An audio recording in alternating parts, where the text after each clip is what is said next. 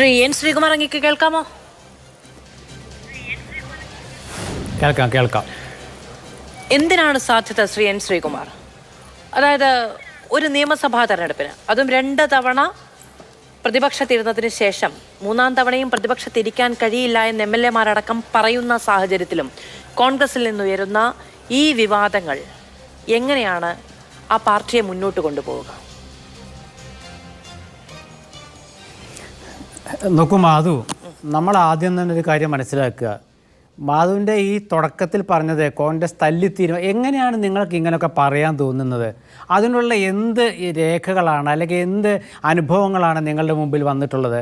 ആരെങ്കിലും എന്തെങ്കിലുമൊക്കെ പറയുന്നത് കേട്ടുകൊണ്ട് നമ്മളങ്ങോട്ട് നിഗമനത്തിലെത്തുകയാണോ? സാധാരണ ഇതിൽ കോൺഗ്രസ്സിൽ തെരുവ് യുദ്ധം അല്ലെങ്കിൽ ഒരു സംഘടനാതല തെരഞ്ഞെടുപ്പ് വരുമ്പോൾ ഉണ്ടാകാവുന്ന ചില ബാഹ്യമായ ചില പ്രശ്നങ്ങളൊക്കെ ഉണ്ടാകാറുണ്ട്. ഇപ്പോൾ എന്താ പ്രശ്നം ഉണ്ടായത് കോൺഗ്രസ്സിൽ? കോൺഗ്രസിൻ്റെ രാഷ്ട്രീയകാര്യ സമിതി യോഗം ചേർന്നു. ആ യോഗത്തിലുണ്ടായ തീരുമാനം ഒന്നും പുറത്തിറങ്ങിയിട്ടില്ല. വന്നതൊക്കെ തെറ്റാണ്. ആരാണ് പറഞ്ഞത് KPCC പ്രസിഡന്റും VD സതീശനും സംയുക്ത വാർത്താ സമ്മേളനം നടത്തുന്നത്? ഏത് ചാനലിൽ ഏത് KPCC ഭാരവാഹിയെ വിളിച്ചു പറഞ്ഞത്? ഒരാൾ പോലും വിളിച്ചു പറഞ്ഞിട്ടില്ല. പിന്നെ നമ്മളങ്ങോട്ട് തീരുമാനിക്കുകയാണ്, സംയുക്ത വാർത്താ സമ്മേളനം നടത്താൻ തീരുമാനിച്ചു, എന്നിട്ട് പറയാണ് അത് റദ്ദാക്കി. ഇത് ആര് പറഞ്ഞു? ഏതെങ്കിലും ഒരു മാധ്യമ പ്രവർത്തകനോട് KPCC ഓഫീസിൽ വിളിച്ചു പറഞ്ഞോ? ചോദ്യങ്ങളൊക്കെ ചോദിക്കാം. ഇപ്പൊ നമ്മള് സാധാരണഗതിയിൽ CPM-ന്റെ സംസ്ഥാന സമിതിയിൽ ഇത്തരം വിമർശനങ്ങളൊക്കെ ഉണ്ടായി എന്ന് പറയുമ്പോൾ എന്താണ് അതിനുള്ള തെളിവ് എന്ന് അവരും ചോദിക്കാറുണ്ട്. എല്ലാ രാഷ്ട്രീയ പാർട്ടികളും ചോദിക്കുന്നുണ്ട്. പക്ഷെ അങ്ങേക്കും എനിക്കും ഈ നാട്ടിൽ അത്യാവശ്യം രാഷ്ട്രീയ കാര്യങ്ങൾ ചിന്തിക്കുന്ന എല്ലാവർക്കും പരസ്യമായി കാണാൻ പറ്റുന്ന തരത്തിലുള്ള പടലപ്പിണക്കങ്ങൾ കോൺഗ്രസിൽ ഉണ്ട് എന്നത് യാഥാർത്ഥ്യമാണ്. ഇപ്പൊ 20-ാം തീയതി സംയുക്ത വാർത്താ സമ്മേളനം വെച്ചിട്ടുണ്ടെന്ന് നിങ്ങളോട് ആരാണ് എന്ന് ചോദിച്ചതെന്ന് സ്വാഭാവികമായും ചോദിക്കാം, തെറ്റൊന്നുമില്ല. പക്ഷെ അന്ന് ഈ KPCC ജനറൽ സെക്രട്ടറിയുടെ വാഹനാപകടവുമായി ബന്ധപ്പെട്ട വാർത്താ സമ്മേളനം നടത്താൻ കഴിയില്ല എന്ന് കേരളത്തിലെ എല്ലാ മാധ്യമങ്ങളെയും KPCC-യിൽ നിന്ന് വിളിച്ചറിയിച്ചിട്ടുണ്ട്. പക്ഷെ അന്ന് ഉച്ചയ്ക്ക് രാവിലെ 11 മണിക്ക് നടത്തിയ വാർത്താ സമ്മേളനം നടത്താൻ തീരുമാനിച്ച വാർത്താ സമ്മേളനം റദ്ദാക്കാനുള്ള തീരുമാനമെടുക്കുന്നുണ്ട്. ഉച്ചവരെ ഈ പറയുന്ന നേതാക്കളൊക്കെ അവിടെ ഉണ്ടായിരുന്നു. അതിനുശേഷമാണ് അപകടം പറ്റിയ ആളെ കാണാൻ പോയി എന്ന് പറയുന്നത്. അന്ന് നടക്കില്ല എന്ന് വിളിച്ചു പറഞ്ഞിട്ടുണ്ട്. KPCC-യുടെ പത്രക്കുറിപ്പൊന്നും പുറത്തു വന്നിട്ടില്ല. പക്ഷെ മാധ്യമങ്ങളുമായുള്ള കമ്മ്യൂണിക്കേഷൻ കൃത്യമായി നടന്നിട്ടുണ്ട്. നല്ല ബോധ്യത്തിലാണ് പറയുന്നത്. നോക്കൂ മാധു, ഞാൻ പറഞ്ഞ അതല്ല.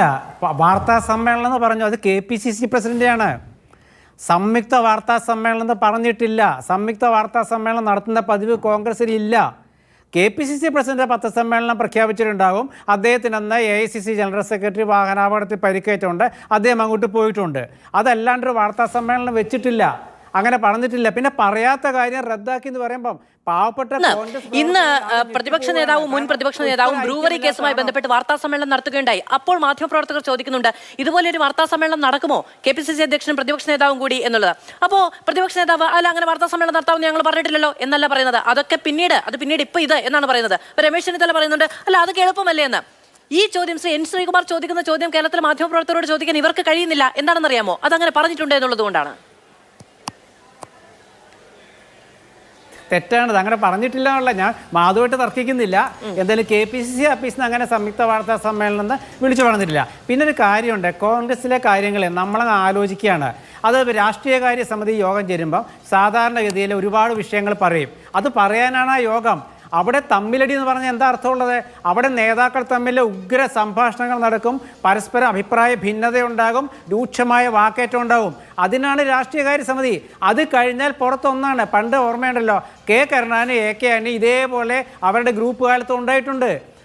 അത് പാർട്ടി സമ്മേളനങ്ങളിലും പാർട്ടി യോഗങ്ങളിലും ഉണ്ട്. ഇപ്പോൾ CPM-ൽ ഇപ്പോൾ മാധവ് പറഞ്ഞു, CPM-ൽ ഇങ്ങനെയാണെങ്കിൽ നമ്മളങ്ങനെ ആലോചിച്ചിരിക്കുകയല്ലേ. കോൺഗ്രസ്സിൽ തർക്കം ഉണ്ടായിട്ടുണ്ട്, ഇല്ലെന്ന് ആരാ പറഞ്ഞേ? ഞാൻ പറഞ്ഞ വാർത്താ സമ്മേളനത്തിന്റെ കാര്യം മാത്രമാണ്. പാർട്ടി യോഗത്തിൽ തർക്കം വരും, കാരണം തർക്കമില്ലെങ്കിൽ യോഗം ചേരേണ്ട കാര്യമില്ലല്ലോ. ഉണ്ടാകും, ശരിയാണ്, ഉണ്ടാകുകയും വേണം. പക്ഷെ അത് പ്രൊഡക്റ്റീവ് ആയിരിക്കണമെന്ന് ഏറ്റവും കുറഞ്ഞത് അണികളെങ്കിലും വിചാരിക്കില്ല. ഇപ്പൊ നമുക്ക് ശരി, മാധ്യമപ്രവർത്തകർക്ക് ഇതൊക്കെ ഒരു ചർച്ചാ വിഷയം അല്ലെങ്കിൽ രാഷ്ട്രീയ വിഷയം, കൗതുകമുള്ള വിഷയം എന്നുള്ളതൊക്കെയാണ്. പക്ഷെ കോൺഗ്രസ്സുകാർക്ക് അങ്ങനെയല്ലല്ലോ. തുടർച്ചയായി 2 തവണ പ്രതിപക്ഷത്തിരിക്കുന്ന ഒരു പാർട്ടി, നേരത്തെ പറഞ്ഞതുപോലെ എണ്ണിക്കൊണ്ട് 1.25 വർഷം മുൻപും രാഷ്ട്രീയകാര്യ സമിതി യോഗത്തിൽ അങ്ങോട്ടും ഇങ്ങോട്ടുമുള്ള വാക്കേറ്റത്തിനപ്പുറത്ത് തെരഞ്ഞെടുപ്പ് വരാനിരിക്കുന്നു, ഐക്യം വേണമെന്ന ആവശ്യം അല്ലെങ്കിൽ അത്തരം ആവശ്യങ്ങൾ ഉന്നയിക്കുന്ന സമയത്ത് 63-ന്റെ തിയറി അതെങ്ങനെയാണ് നിങ്ങൾക്ക് സ്വന്തമായി ഉണ്ടാക്കാൻ കഴിയുന്നത് എന്ന കൗണ്ടർ, ഇതൊക്കെയാണോ ഈ പ്രൊഡക്റ്റീവായിട്ടുള്ള ചർച്ചകൾ? അതായത് എന്താണ് വിഷൻ 62 എന്താ ആര് പറഞ്ഞതൊക്കെ? അതായത് വി ഡി സതീശൻ എന്താ ഒരു സർവേ ആര് പറഞ്ഞ സർവേ നടത്തുന്നത്? വി ഡി സതീശൻ അദ്ദേഹം ഒരു സർവേ നടത്തിയിട്ടില്ല. ഇതൊക്കെ ആര് എനിക്കിതാ മനസ്സിലാകാത്ത. ഇപ്പം ഞാൻ ആലോചിക്കുന്നത് എന്താ അറിയോ, പഴയ കാലത്ത് മാധ്യമ സിൻഡിക്കേറ്റ് എന്ന് പിണറായി വിജയൻ പറഞ്ഞിരുന്നു. ഇപ്പം തിരുവനന്തപുരത്ത് പ്രതിപക്ഷ നേതാവ് ഒരു കാര്യം പറഞ്ഞിരുന്നു.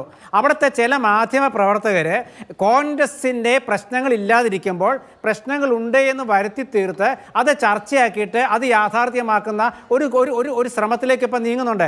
ഞാനൊരു മാധ്യമ പ്രവർത്തകനാണ്. ഞാനത് മാധു വിചാരിക്കും എന്താ ഇദ്ദേഹം ഇങ്ങനെ പറയുന്നത്. ഞാനങ്ങനെ പറയുന്നതല്ല. കാരണം വി ഡി സതീശൻ പറഞ്ഞിട്ടില്ല അദ്ദേഹം സർവേ നടത്തിയത്. അദ്ദേഹം എന്താ പറഞ്ഞത്? 1063 സീറ്റുണ്ട്, അതിൽ 1023 സീറ്റ് കോൺഗ്രസ് ജയിച്ചതാണ്. ബാക്കിയുള്ള സ്ഥലങ്ങളെക്കുറിച്ച് നമ്മൾ മുൻകൂട്ടി ചിന്തിക്കണം. ഇതെങ്ങനെയാണ്? ഇത് എനിക്കും തീരുമാനിക്കാം. അതായത് ആർക്ക് വേണമെങ്കിലും ഒരു കോൺഗ്രസ് നേതാവിനെ അദ്ദേഹത്തിന്റെ വിവിധ ജില്ലകളിലുള്ള അദ്ദേഹത്തിന്റെ സഹപ്രവർത്തകരോട്. ശരി, ശ്രീ എൻ ശ്രീകുമാർ, ഞാൻ അങ്ങനെയൊക്കെ വരാം. വി ഡി സതീശൻ അങ്ങനെ പറഞ്ഞു എന്നെങ്കിലും അങ്ങ് പറയുന്നുണ്ടല്ലോ. അപ്പോൾ അവിടെ ഒരു ചർച്ചയുണ്ടായിട്ടുണ്ട്. മുഴുവനും മാധ്യമങ്ങൾക്ക് അവിടെ വെച്ചുണ്ടാക്കുന്നതല്ല എന്നെങ്കിലും അങ്ങ് ഒന്ന് വന്നുപോയല്ലോ, വഴിയിലൂടെ ഒരു കാറ്റ് വന്ന പോലെ പോയിട്ടുണ്ടല്ലോ. അത് വലിയ ആശ്വാസം നൽകുന്ന ഒരു കാര്യമാണ്. അങ്ങനെ പറയുമ്പോൾ AP അനിൽകുമാർ എവിടെ നിന്നാണ് ഈ കണക്ക് അത് സ്വന്തമായി പ്രതിപക്ഷ നേതാവിന് ഉണ്ടാക്കാൻ കഴിയുന്നതാണോ എന്ന് ചോദിക്കുന്നു. AP അനിൽകുമാർ പ്രതിപക്ഷ നേതാവിനോട് ചോദിക്കുന്നു. ഈ പ്രതിപക്ഷ നേതാവ് എന്ന് പറയുന്നത് ആരാണ്? 40 വർഷത്തെ രാഷ്ട്രീയ പരിചയമുള്ളൊരു മനുഷ്യൻ, പ്രതിപക്ഷത്തെ നയിക്കുന്ന ഒരാൾക്ക് കണ്ണടച്ച് പറയാൻ കഴിയും ഇന്ന മണ്ഡലങ്ങൾ നമ്മൾ കോൺസെൻട്രേറ്റ് ചെയ്യണമെന്ന്. അതെങ്ങനെയാണ് രാഷ്ട്രീയകാര്യ സമിതിയിൽ അത് ചോദ്യം ചെയ്യുന്നത് മറ്റൊരു MLA എന്നുള്ളത് പോലും എനിക്ക് മനസ്സിലാകുന്നില്ല. കാരണം അങ്ങനെ പറയാൻ കഴിയില്ലെങ്കിൽ പ്രതിപക്ഷ നേതാവ് എങ്ങനെയാണ് പ്രതിപക്ഷ നേതാവാകുന്നത്? അതിൽ സർവേ നടത്തിയിട്ടുണ്ട് എന്നുള്ള ചോദ്യമോ മറ്റുള്ളതൊക്കെ പുറത്തുനിന്ന് വരുന്നല്ലേ? അവിടെ ഒരു ചോദ്യം ഉണ്ടായിട്ടുണ്ട് എന്നുള്ളത്. അങ്ങനെ 63 നിങ്ങളുടെ ഇഷ്ടത്തിന് ചെയ്യാൻ കഴിയുന്നതാണെന്നുള്ള ചോദ്യങ്ങൾ ഉണ്ടാവുന്നതൊക്കെ കൃത്യമായി ഈ പറയുന്ന താല്പര്യങ്ങളുടെ സമ്മർദ്ദ തന്ത്രങ്ങളുടെ ഏറ്റുമുട്ടലാണ് എന്നുള്ളതൊക്കെ ശ്രീ എൻ ശ്രീകുമാറിനും നമുക്കും എല്ലാവർക്കും അറിയാവുന്ന കാര്യങ്ങളാണെന്ന് പറഞ്ഞു വെക്കുന്നു എന്നേ ഉള്ളൂ ശ്രീ എൻ ശ്രീകുമാർ തുടക്കത്തിലെങ്കിലും.